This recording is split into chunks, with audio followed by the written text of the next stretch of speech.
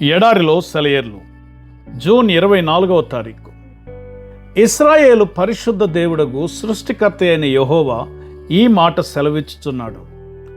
రాగల వాటిని గూర్చి నన్ను అడుగుదురా, నా కుమారులను గూర్చియు నా హస్తకార్యములను గూర్చియు నాకే ఆజ్ఞాపింతురా. యెషయా గ్రంథము 45వ అధ్యాయం 11వ వచనం. ఆజ్ఞాపించండి అనేది ఈ వచన భావం. ఈ వాక్యాన్ని మనం జాగ్రత్తగా అర్థం చేసుకోవాలి. యేసు ప్రభు తన అద్భుత కార్యాలు చేసేటప్పుడు ఈ వాక్య భాగాన్ని ఆధారం చేసుకున్నాడు.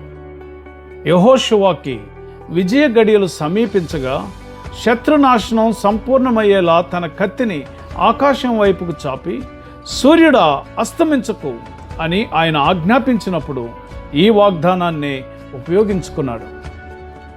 3.5 సంవత్సరాలు ఏలియా ఆకాశపు వాకిళ్లను మూసి వర్షం లేకుండా చేసిన సందర్భం దేవుని కార్యాలను గురించి ఆయన ఆజ్ఞాపించినట్టే కదా. మరణశయ్య పైన ఉన్న వ్యక్తి దగ్గర మోకాళ్ళుని మరణాన్ని దూరంగా తరిమిన మార్టిన్ లూథర్కి ఆ అధికారాన్ని ఇచ్చింది ఈ మాటే. దేవుడు మనల్ని తనతో ఒక ఉత్కృష్టమైన సంబంధాన్ని కలిగి ఉండడానికి పిలుస్తున్నాడు. ఆకాశ విశాలాన్ని నా చేతులతో పరిచాను, దానిలోని నక్షత్ర సమూహాలను ఆజ్ఞాపిస్తున్నాను అంటూ యెహోవా దేవుడనే మాటలు మనందరికీ తెలుసు.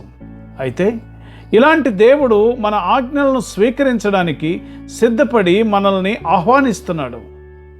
ఏమిటి విపరీతం? ఇలాంటి సంబంధం ఎంత ఆశ్చర్యకరం!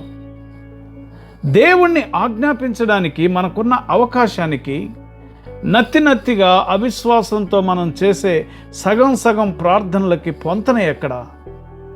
నమ్మకం లేక మనం చేసిన ప్రార్థనల్ని మళ్ళీ చేస్తూ ఉంటే ఇక వాటికి పదునెలా ఉంటుంది?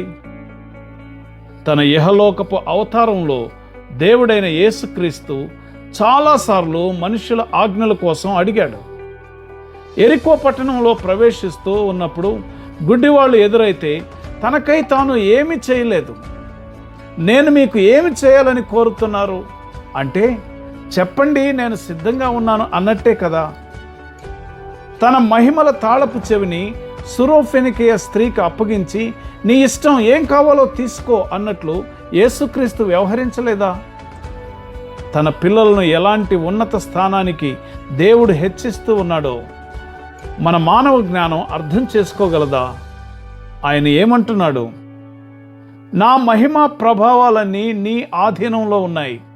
నా నామం చొప్పున నువ్వు ఏది అడిగినా నేను నెరవేరుస్తాను. కొండతో చెప్పండి, కడలిలో పడమని. గుండెలో శంక వదలండి. తండ్రి మాటను నమ్మండి. అడ్డుగా ఉన్న కొండల్ని తండ్రి పేరట అదిలించండి. హూంకరించిన అడ్డుగోడను తృణీకరించండి. మౌన ప్రార్థనతో నేలకూలిన బురుజుల్ని చూసి జయగీతాలు పాడండి. విశ్వాసంతో విశ్రమించండి. ఇత్తడి తలుపులు, ఇనుప గడియలు విశ్వాసి సాగిపోవడానికి వింతగా తెరుచుకుంటాయి. విలువైన నెత్తురు తెచ్చిన విమోచన రాత్రిని పిలవండి. త్రిత్వం ఏకమై తెస్తుంది దాన్ని. అది జరుగుతుంది. నమ్మండి వాక్యాన్ని. అడ్డుగా ఉన్న కొండల్ని తండ్రి పేరట అదిలించండి.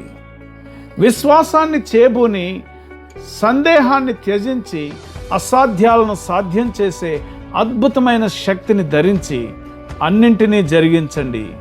వాక్యంలో నిలబడి అడ్డుగా ఉన్న కొండల్ని తండ్రి పేరట అదిలించండి. ప్రియ సహోదర, సహోదరి, ఈ స్థాయి విశ్వాసపు మెట్టును నీవు సంపాదించుకున్నట్లు ప్రభు ఈ దినమంతా నీకు సహాయం చేయనుగాక. ఆమెన్.